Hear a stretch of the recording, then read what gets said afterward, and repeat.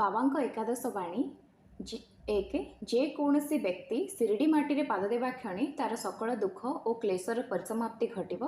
2 मो मस्जिद्र पहाच को उठा मात्रे अति दिनहीन लोकर मन प्रभुत आनंद उल्लास भरी उठव।